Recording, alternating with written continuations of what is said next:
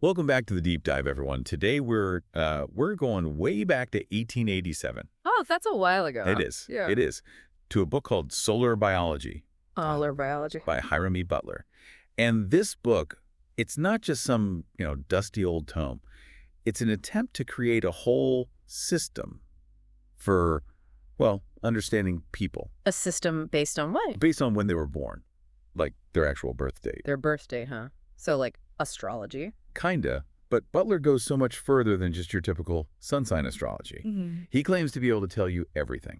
Everything from your personality to your health, your talents, even who you should marry, just from knowing when you were born. Wow, that's quite a claim. It is. So how does he break it down? What are the key pieces of information he's using? The most important factors are your sun sign, of course, Yeah.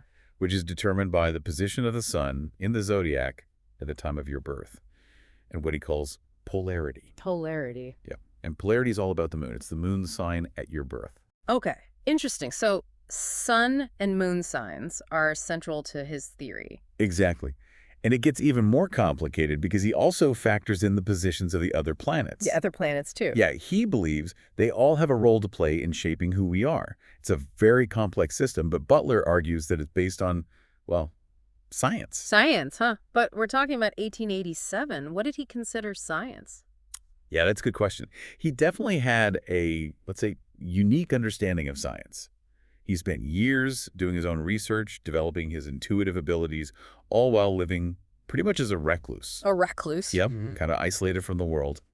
But he believed he was doing this for the good of humanity, to uncover this ancient knowledge and share it with everyone. Okay, so he saw himself as kind of a modern day sage. You could say that.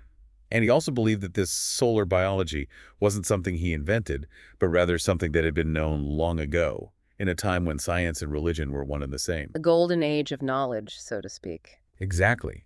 He even suggests that you can find hints of this system in ancient texts, like the Bible, and even in ancient structures, like the pyramids. Interesting. So he really believed this was a lost wisdom that he was rediscovering. He did.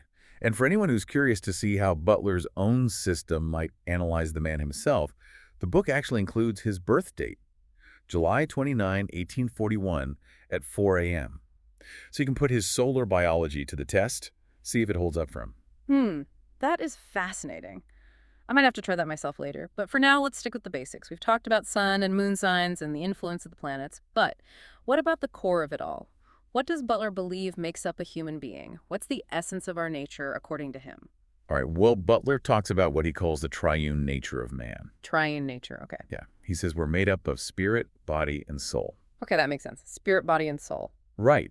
But then he goes on to explain how these three components are connected to the zodiac, to those planetary influences we were talking about. I see. So how does that work? How does he tie those concepts together? He says that the spirit is this pure emanation from God, the divine source. It's our connection to the ultimate. Okay, the spirit is our divine spark. Got it. Right. The body, though, that's formed from the material elements of the world. And here's where things get really interesting. Oh, what does he say about the body? He believes that the body is heavily influenced by, get this, the thoughts of your parents at the moment of conception. Whoa, wait. The thoughts of the parents, like their actual thoughts at that specific moment. Yes. He even goes so far as to say that the earth sign at your birth reflects the mental state of the, what he calls the positive parent, which is usually the father. Okay, so the earth sign is linked to the father's thoughts. Interesting. What about the mother? The mother, or the negative parent, is represented by the moon sign, the polarity. Okay, so father's thoughts, earth sign, mother's thoughts, moon sign. Yep. And to make it even more intricate, he says the other planets' positions at your birth show us more about the mother's mental state at conception. Wow, that's a lot of layers to unpack. It is. And this idea that the parent's thoughts at the very moment of conception can have such a profound impact on who you become, that's a pretty, radical concept even today. It is. It really emphasizes the importance of that moment, doesn't it? It does. And Butler doesn't stop there. He even talks about how this influence is reversed, depending on whether the child is male or female. Reversed. How so? He says that for a boy, his outward personality, how he presents himself to the world, is shaped by the positive mental condition, the father's thoughts. But his inner nature, his more hidden self, that reflects the negative condition, the mother's thoughts. Okay, so it's flipped for boys. Outward is father, inward is mother. Right. And for girls, it's the opposite. Their outward personality is shaped by the mother's thoughts and their inner nature by the father's. Oh, that's fascinating. So there's this complex dance between the parents' mental states at conception, and it manifests differently in their sons and daughters. Exactly. Butler believed that understanding this dynamic was key to really comprehending who we are and why we act the way we do. Okay, so we've got the spirit, the body, the parents' influence. What about the soul? How does that fit into this triune nature? Well, according to Butler, the soul isn't something we're born with. It's not this like pre-existing entity that gets attached to us. It's something that develops over time Develops, how so? through the interaction of the spirit and the body. It's like the spirit, that divine spark, is working its way into the material world through the body. And that process, that's what creates the soul. So the soul is like a product of the spirit's journey through the body. Yeah, you can say that. And the whole process is, of course, influenced by all those zodiacal factors we've been discussing. So, in a way, the soul is like a unique blend of the universal and the personal.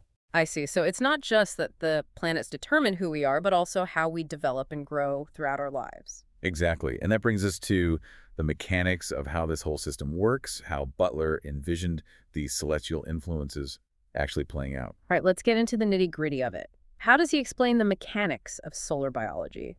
Well, he starts with the sun, as you might expect. He sees the sun as the central power source, the driving force behind everything. The sun as the engine of the system. Exactly. And then you have the 7 planets closest to the sun: Which are? Mercury, Venus, Earth, Mars, Jupiter, Saturn, and Uranus. And Butler believed each of these planets embodies a specific creative principle, Creative principles like what? like communication for Mercury, love for Venus, action for Mars, that sort of thing. Okay, so each planet has its own, area of influence. Right. But here's the catch. He believed these principles were strongest when a planet was in what he called its vital sign at the time of your birth. Vital sign, what does that mean? It means it was in a specific zodiac sign that he considered ideal for that planet to express its full potential. Okay, so it's like a perfect match between the planet's energy and the sign's energy. Exactly. And he gives specific pairings, like Mercury is strongest in Libra, Venus in Virgo, Earth in Leo, Mars in Cancer, and so on. Interesting. So depending on where those planets were when you were born, those principles would be more or less pronounced in your life. That's the idea. It's like if Mercury was in Libra when you were born, you might be a naturally gifted communicator, very diplomatic, able to see both sides of every issue. That makes sense. And then, of course, we have the 12 signs of the zodiac themselves. Yeah, those are like the playing field, the 12 different arenas where these planetary energies play out. And each sign has its own symbolic meaning, right? Right. Butler gives a brief overview of each sign, like Libra is balance, Scorpio is the scorpion, Sagittarius the archer, and so on. Okay, so we have the planets, the signs, and those vital signs where the energies are most aligned. What else? What other pieces of the puzzle are there? Well, he also talks about these groupings of signs that he calls trinities. Trinities? Yeah, groups of 3. You've got the serving trinity, which is Capricorn, Aquarius, and Pisces. Then there's the intellectual trinity, Aries, Taurus, and Gemini. And finally, the maternal trinity, Cancer, Leo, and Virgo. Okay, 3 trinities, each with 3 signs. Yep. And each trinity has a head sign, the first sign in the group.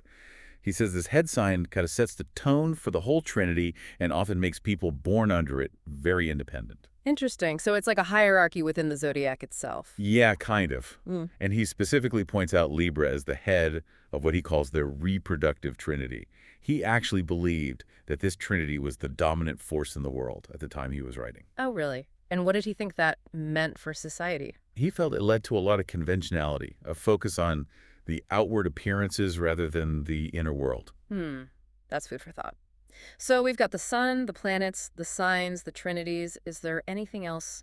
Any other big concepts we need to understand to grasp this solar biology? Yeah, there's one more, and it's a bit of a head-scratcher. He calls it the solar fluid. Solar fluid, what is that? Well, he describes it as this, ethereal medium that permeates the entire solar system. Ethereal, so not physical. Right. He says it contains the primal elements of life and thought, just waiting to be, activated, brought into being. Okay, so it's like this cosmic soup of potential. You could say that. Yeah. And he believes that this fluid is attracted to the different planets based on their function, like what they're, best suited to create or express.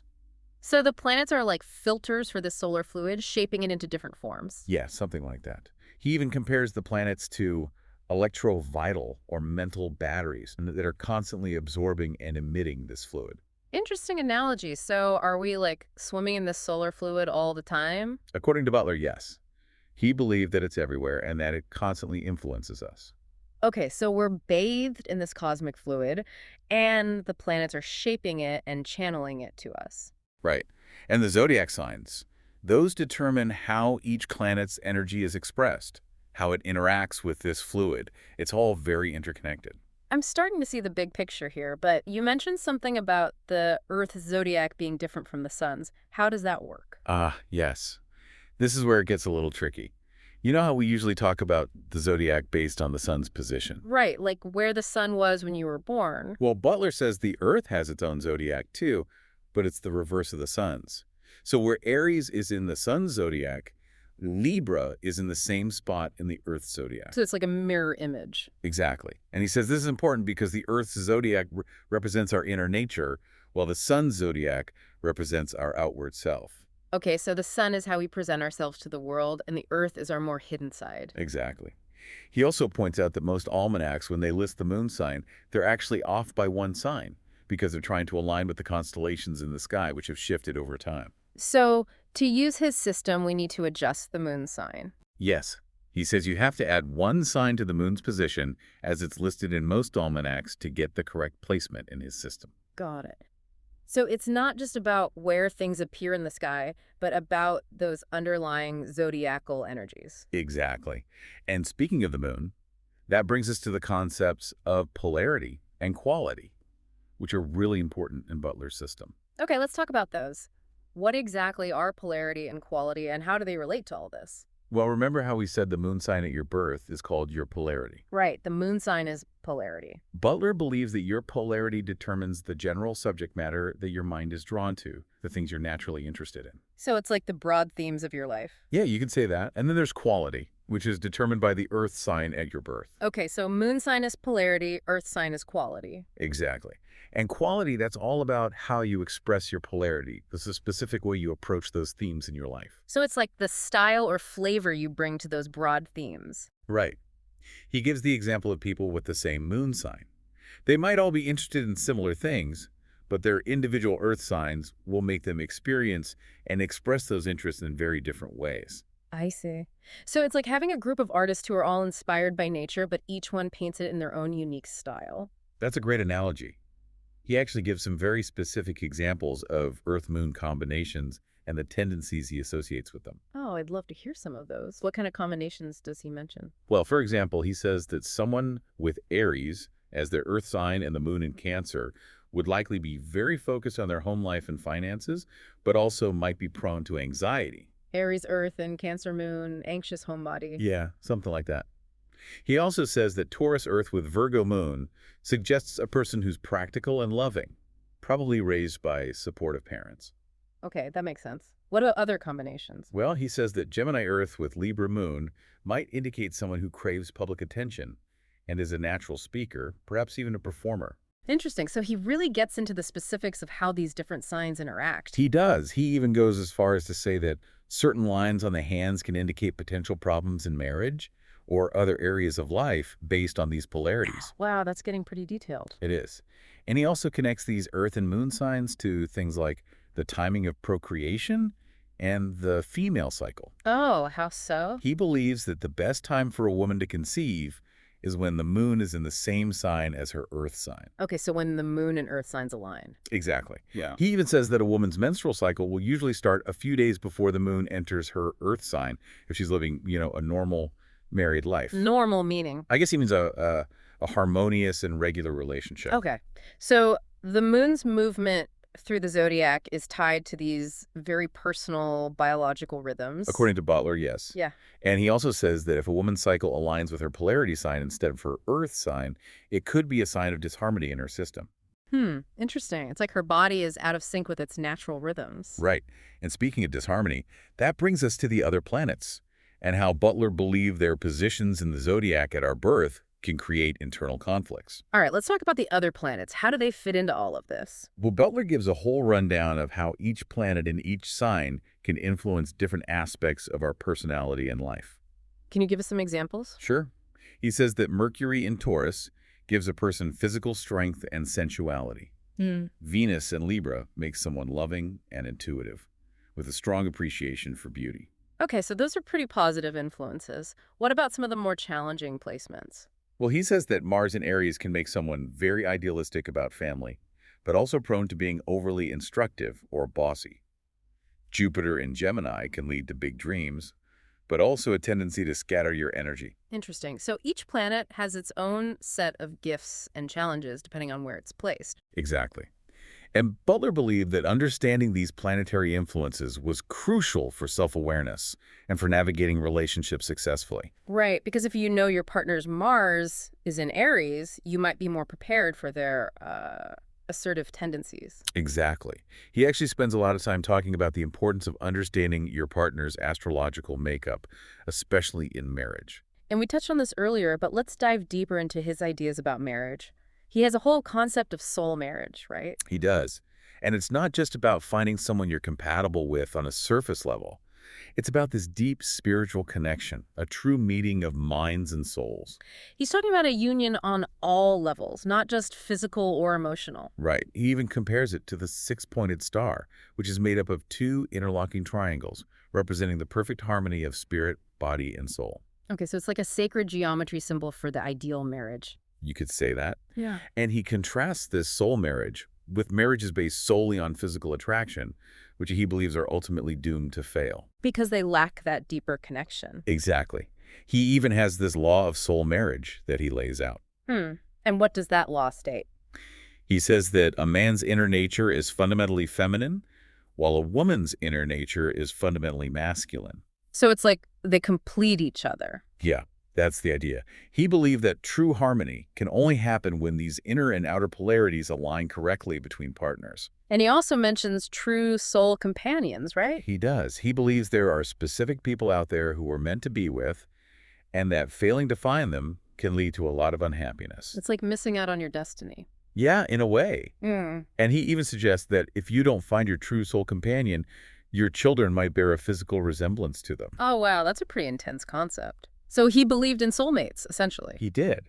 And he even gives some practical advice on finding a compatible partner based on solar biology. Oh, I'd be curious to hear those tips. What does he recommend? Well, he says that relying solely on a sense of sympathy based on your moon signs isn't always reliable. So don't just go by how similar your emotional natures are. Right. He says a better indicator is a natural attraction between people born under opposite sun signs. Opposite sun signs, like a Libra with an Aries. Exactly. He also says that having Venus in the same sign creates conjugal love, while Mercury in opposite signs generates sexual attraction. Okay, so Venus for love, Mercury for lust. Yeah, something like that. And of course, if those positions reversed, it can create dislike or repulsion. It's like those planetary energies are either pulling you together or pushing you apart. Right.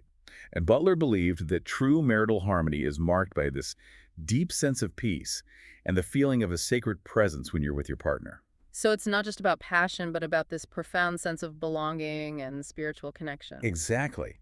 But he also acknowledges that even in a good match, there can be conflicts that arise from the placement of other planets in your birth chart. Like conflicting desires or tendencies. Right. He gives the example of someone who has Jupiter in Pisces, which makes them love to travel and explore, but also Mars in Cancer, which makes them crave a stable home life. Ah, so it's the classic wanderer versus homebody dilemma. Exactly.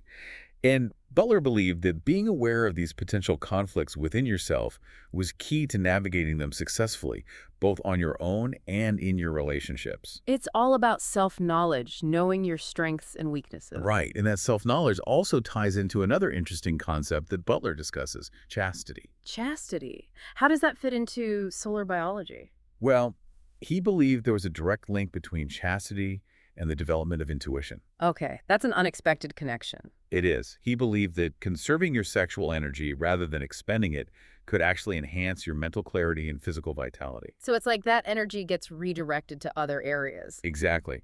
He even suggests that it can give you healing abilities, the power to project your own life force to help others. Wow, that's pretty powerful stuff.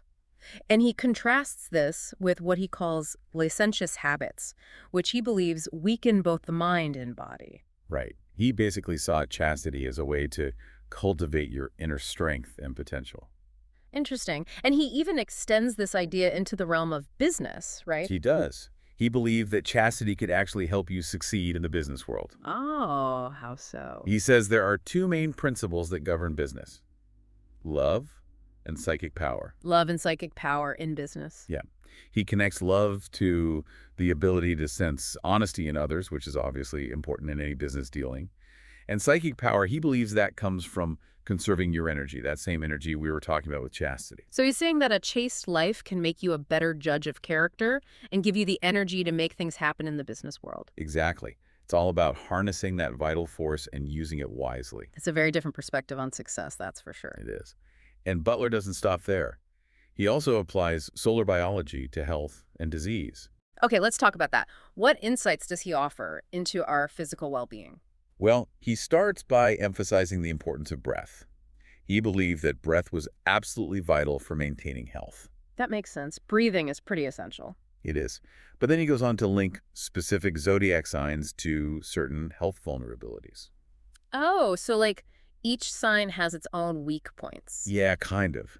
He says that Cancer is prone to digestive issues and tumors, Leo to heart and lung problems, Virgo to digestive and nervous system issues, and so on. Interesting. So it's like the zodiac can give you clues about what areas of your health to pay extra attention to. Right, and he also talks about fasting as a way to restore health. Fasting. Yeah, just drinking water for a period of time. Right. He believed it could cleanse the body and reset its systems. Okay, so a kind of detox. Exactly. And he even gives specific advice on how to break a fast properly, depending on your sign. Mm-hmm. He warns Virgos, for example, to avoid strong laxatives because they tend to have more sensitive stomachs. So it's like a personalized approach to fasting based on your astrological makeup. Right.